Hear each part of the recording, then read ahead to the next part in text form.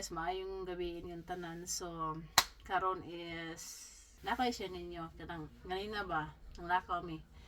Nainit man kayo, grabe inita diri sa mga guys. Grabe yung inita kayo, maraba og lahi ang kainit ba nila diri ba kana bang whole Europe man gini guys. So, grabe yung inita.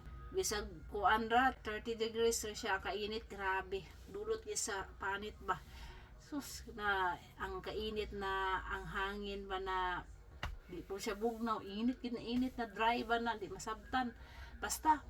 Dayan guys, why ko na biyahe ba, then ko akong anak, sus ingong ko og grabe po ini nag-start na complain ba, iyan ako sa akong anak ko, grabe inita kaayo, init gid ka estanan, kaya bang ga-complain ko ba, di pag uli na ako dire iparehara sa Ginoo nako na karong whole day kasi yung complain.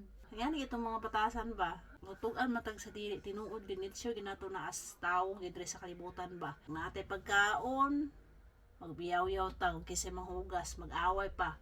Na ikaw maghugas sa plato kay ako gahapon ra magahugas kay magyaw-yaw pa sa kusina. Kapuya ba ni daghan kay hugasan, kapuya ning tindog ana ako ri pahugas ani ana ba. Wala na to nahuno na pasalamat unta ta sa Ginoo kay tungod kay nakakaon ta 3 times a day or more than 3 times. Napoy usahay guys na magyaw-yaw ta kay natay trabahong sakto, natay sweldo sakto, makapetag usig-usos tong mga atong pamilya ug nay gusto sa atong mga anak nato, mapalitan nato.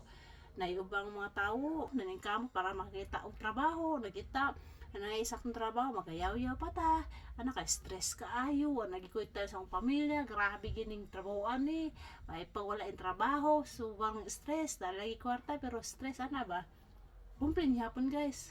Iparealize gid sa Ginoo na ko guys, today na complain kay ko today ba? Kanang, og naay, init kaayo, maga, unta, muulan, pagkaugmay, grabe pong inita, kasi sana talawa, kumuulan pod. Magiyaw-yaw po ta kay nganong gaulan man po din mingawa po kayo sa man to pagawas sa gaulan man po sa gawas tambay taning balay mingaw kayo board kay taning balay ana ba bisag unsay ihatag sa Ginoo nato kay naay gihapon ang atong naay atong batasan na kumpling gikayta kumpling itong baba di kita magpasalamat sus nganong yani gid atong batasan guys no lami ba sus ang Ginoo pa pwede lang sigan mo istorya nato ba? I don't know unsay uno na sa Ginoo ba? Umingon na sa Ginoo. Sus Ginoo ni mga bata. Gihatag na ko tanan. Kasi pa ngayon akong ihatag ninyo. Una usahay na madili no na yung pahi pero gihatag na ko perfect time pero magakumpay hapon mo. Sus, may pag wala mo gi-ansira sa inyong mga prayers ana ba? Siguro nga ana siguro ang gusto istorya sa Ginoo ba? Wala ta kabalo sa mga sa Ginoo. Kasi ra man nakabalo. So karon nagisi ko ga istorya niyo guys. Kay kada lagi giparehera sa Ginoo na ko karon na di ko dapat mag-complain, dapat magsalamat ko kay sige.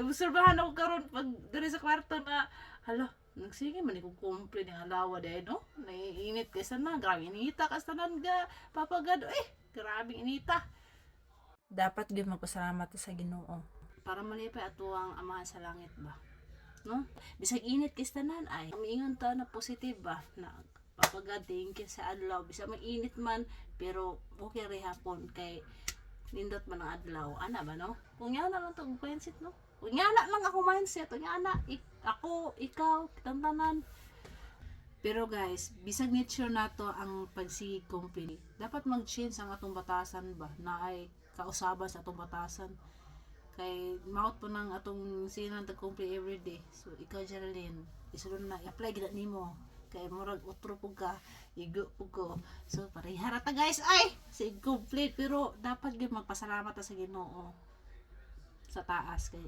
tungod niya natay pagkaon natay trabaho buhi ta ka taga-adlaw gipamatatan niya every morning magpasalamat kita sa Ginoo ana ra gyud siya guys para gyud ako ma-store ninyo new learning new lesson today thank you bye bye and good night.